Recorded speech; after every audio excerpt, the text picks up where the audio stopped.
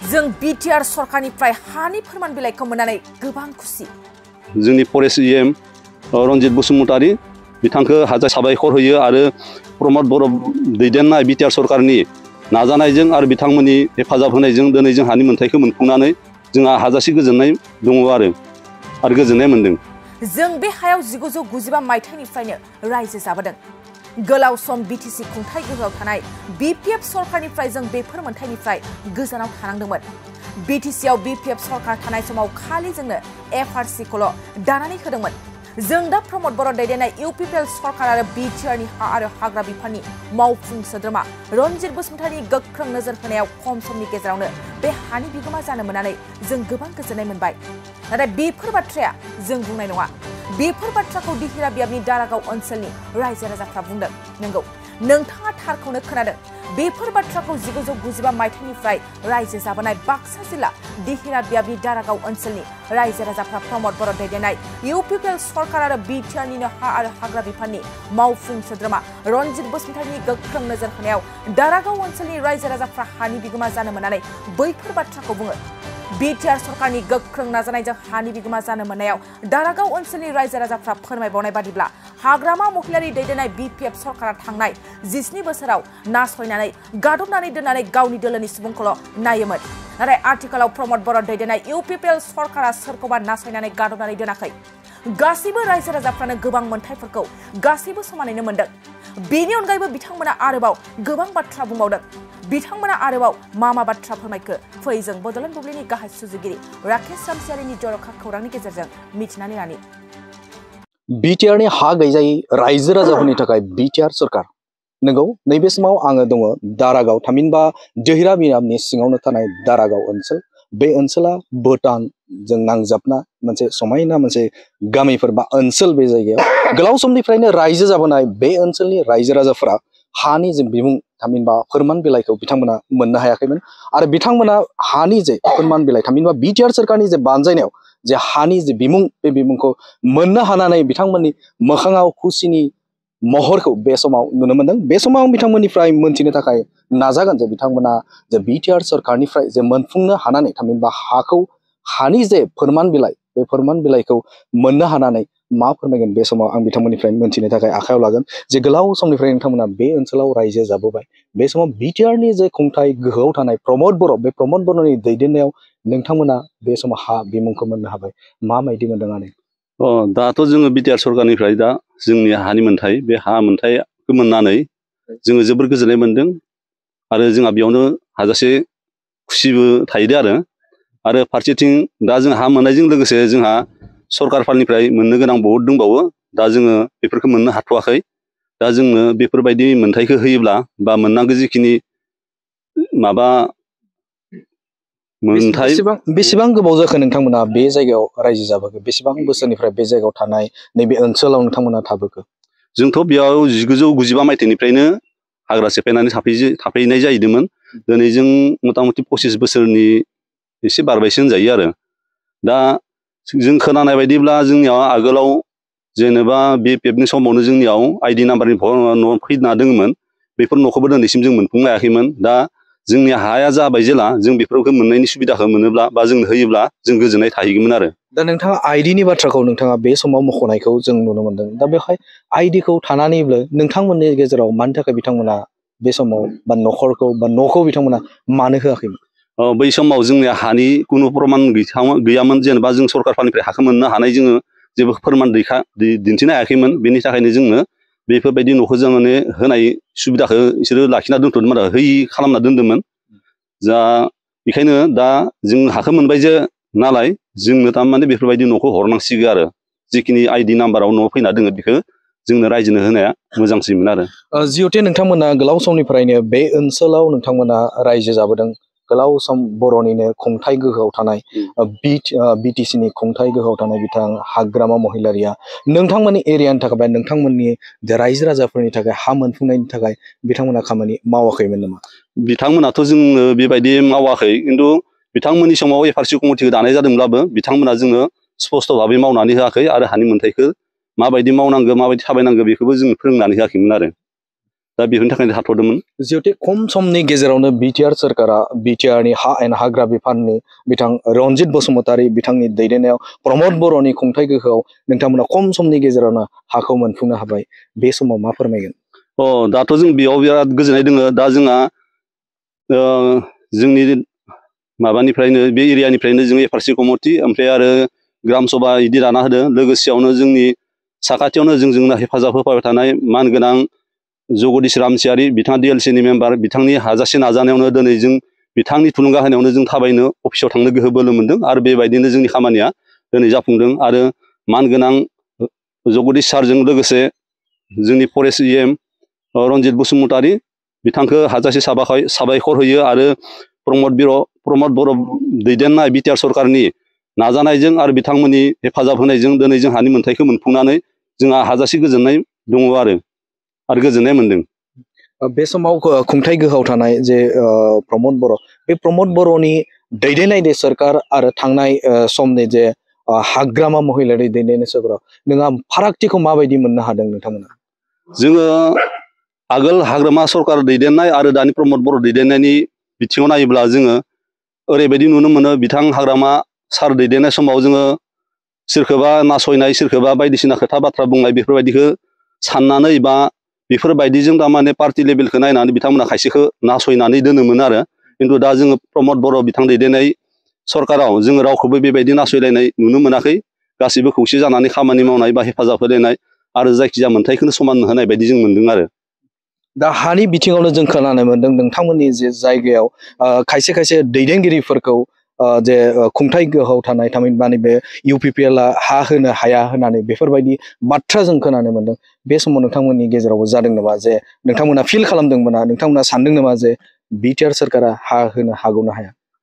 होननायाथ' गोबां होनदोंमोन, खिन्थु होनोब्लाबो दिनै बिटिआर सरकाराथ' होनानै देखायबाय आरो बेखौ गासिबो रायजोआनो मेगनजों नुनो मोनबाय, खोनानोबो मोनबाय, बेथ' रोखायानो जाहैबाय। दा खायसेफोरा आगोलनि जाय पार्टि लेभेलाव थानाय BPFनि बिथांमोना होनदोंमोन बा खोनानो मोन्दोंमोन जोङो, थारमाने प्रमद बर' दैदेननाय सरकारा माब्लाबाबो हानि मोन्थाइखौ होनो हानाय नङा बेफोरबायदिखौ बुंनाय खोनादोंमोन। नाथाय दिनै होनो हाया होननायनि बेलायावबो मावनानै दिन्थिबाय बा देखायबाय। बिनि थाखाय जोङो जाय बुंग्रा बिसोर बिथांमोनानो लाजिनानै थानांगौ बायदि जाहैदों। आरो दिनै जोंनि बे बिटिआर सरकार दैदेननाय प्रमद बर' बिथां सारखौ रावबो थारमाने बेबायदि हायाखै बा मावनो हायाखै बा मावफुंनानै होनो हायाखै होननानै बुंनाया नंखाय आरो। दा बे नोंथांमोना बे ओनसोलाव रायजो जादों, नोंथांमोननि जे ओनसोलनि बा नोंथांमोननि जौगाथायनि बिथिङाव बै समाव माबायदि जायोमोन? बा थामहिनबा थांनाय समाव जिखिनि सोरखार सालायलांबाय, दा बिथांमोननि समाव नोंथांमोननि जायगायाव बा ओनसोलाव जौगाथायनि खामानि जागोन ना जायाखैमोन? बिथांमोननि दैदेननाय समावथ' जोंनि बेहाय खुनु जौगाथाय खामानिखौ जों नुनो मोनाखै। मोनसेल' जेनेबा बै मार्केट सिट नामा बेखौल' जों मोनसे मोननो हादोंमोन आरो बिनिफ्रायथ' जेबो मोनाखै जों BPFनि समाव। नैबे लोंनाय दैनि थाखाय आरो बेनि अनगायैबो गुबुन गुबुन जे बिथिङाव समस्या, बेफोरनि सायाव बिथांमोना गोसो होगोना होआखैमोन? जिहेथु गोबां बेवहाय बर' रायजोफोरा, बर'नि सुबुंफोरानो बे ओनसोलाव रायजो जागासिनो दं। दा बे बिथिङाव नोंथांमोननि थाखाय बा नोंथांमोननि जानानै बिथांमोना खामानि मावाखैमोन नामा? बिथांमोनाथ' मावाखैयानो होनजायो। मानो होनोब्ला बिथांमोना बुङोमोन खालि नोंसिनि हायानो जायाखै, हाया जायाखै नालाय जों नोंथांमोननो जेबो आसनिखौनो हरनो हाया, बेबायदि खोथाखौल' बाहायोमोन आरो। दा हानि थाखाय गोसो होआखैमोन नामा बिथांमोना? नङा, होआखैआनोथ' होनना साननांसिगोन। होआखैमोनबो, गोसो होआखैमोन। आरो जोंखौ थाबायनायनि बेलायावबो मोनसे सुबुरुन होआखैमोन। खाथियावनो बेबायदिनो लेन्ड एडभाइजार बर्डनि चेयारमेन ना मा दङमोन, होमब्लाबो बिसोरबो थारमाने कुनु थांबाबो परामर्ख होआखैमोन आरो बै समाव। दा नोंथांमोननि जे हाया बे समाव जाफुंनो हाबाय, दा बिटिआर सोरखारनि नाजानायाव, बिटिआरनि मावफुं सोद्रोमा रनजित बसुमतारिनि नाजानायाव, आरो नैबे ओनसोलनि थाखाय नोंथांमोननि जायगायाव सोर दैदेनगिरिया नोंथांमोनखौ लानानै बा नैबे ओनसोलाव नोंथांमोननो थुलुंगा होदों, हेफाजाब होदों, जे रायजो राजाफ्रा जे हा मोनफुंनायाव नोंथांमोननि थाखाय गसंथानानै दं? बेनि थाखायथ' जोङो जोंनि खाथियावनो दंखायो बिथां जगदीश सार, जों बिथांखौनो हाजासे जोंनि गोसो गोरबोनिफ्राय साबायखर बावो। बिथांनि दैदेननाय आरो बिथांनि बोसोन होनायजोंनो जोङो बेखायनो खामानियाव दिनै आवगायनो हादों आरो आवगायनानै दिनैसिम बेबायदि मोन्थाइखौ जोङो मोनफुंनो हादों होननानै जों सानो आरो बिथांनि दैदेननायावनो। स्पेसियेलि नोंथांमोननि ओनसोलाव बा नोंथांमोननि जायगायाव मा जेंना दं, माबे जेंनाजों नोंथांमोना बे समाव नैबे सानफ्रोमबो रायजो जानायाव नोंथांमोना सोलिनो हायाखै? जोंनि बेबायदि सानफ्रोमबोनि बिथिङाव रायजो जानायाव बेले जेनेबा गाहायै मख'नो थाङोब्ला जों दैनि जेंना, फारसेथिंजाय जोंहा लामानि जेंना। लामायाबो दिनैसिम थारमाने जायाखै ससे थारमाने बिराद गाज्रि सानजाथिंथ' आरो नै सारियालानिफ्राय सानजा थांबा गारि गंसे सालायनोनो बिराद टान फारसेथिं आरो दैनि थाखाय ओरैबायदि जायो जोङो हौवा हिन्जावफोरा थारमाने दैनि थाखायनो खायसे खामानियाव बा मिथिं दावथिंफोराव नुजानांगौआवबो समा थारमाने बेला जायो आरो जाबायदि समाव नुजानांगौ बेबायदि समाव नुजानो हाया मानोना जोङो दैखौ समाव लाइन फाथिलायनानैसो आजावनांगौ जायो बेनिखायनो मेन थारमाने गाहाय जेंनाथार होनबा जोंनिया दैयानो आरो बेसेबां आसाबादि जिहेते दा बिटिआरनि खुंगिरि प्रमद बर' बे प्रमद बर'आ न'खर न'खर बा ओनसोलनि खना खनला जायगाफोराव जौगाथायनि थाखाय खामानि बिथाङा मावबाय थादों बे समाव नोंथांमोननि हाया बे समाव जाफुंबाय बे समाव मा लुबैयो बिथांमोननिफ्राय जा बिथां जे खामानि बा जौगाथायनि खामानिखौ नोंथांमोनाव दा मोनफुंगोन होननानै आसा खालामो नामा जोंथ' आसायानो खालामो जोंनो लोंनाय दैखौ मोजाङै साफ्रोमबो थारमाने न'खरफ्रोमबो मोजाङैनो मोजां जगायनानै होयोब्ला जोंनि गासै रायजोआनो थारमाने गोसोआव बिराद गोजोननाय थागोन मानोना दैयानो जोंनि गुबै आरो दै नङाब्ला जों साफ्रोमबो सुबुङा थांनानै थानो हाया बेनिखायनो जों दैखौनो गुबै जोंनि जेंना होननानै सानो आरो फारसेथिंथाय थाहैबाय लामाजों लोगोसे आरो जौगानो गोनांथ' बहुद दंबावो बा मोननो गोनां बहुद दोङो बेखिनिखौबो जोङो लुबैयोमोन जेनेबा जोंनियाव दा स्कुलाबो जोंनिया बेनिफ्राय निकासिहालागै थांनो गोनांबा 7 किल'मिटार ना मा जायो 7 किल'मिटार दानि जुगावथ' आरो उन्दै उन्दैयावनो एम इ स्कुलाव थांनांगौ जायो नालाय बेनिखायनो उन्दै उन्दै गथ'फोरा निकासिहालागै थांनानै फरायहैनांगौ बिराद उसुबिदा जायो आरो बेनिखायनो जोंनो गंसे इयाव एम इ स्कुल होग्रोयोब्लाबो मोजां एम इ स्कुलखौ नांथारगौ आरो हाइ स्कुलावथ' एसे देरहै गथ'फोरा ओंखायनो एम इ स्कुलखौ जोंनो नांथारगौ आरो दा सावस्रिनि बेलायाव माबायदि सावस्रिनि बेलायावबोथ' दा जोङो निकासियावनो थांनांगौ जायो ओंखायनो दा इयाव जोंनो साब सेन्टार मोनसे होयोब्ला मोजां जायो आरो साब सेन्टार नांगौ जोंनियाव दारागावआव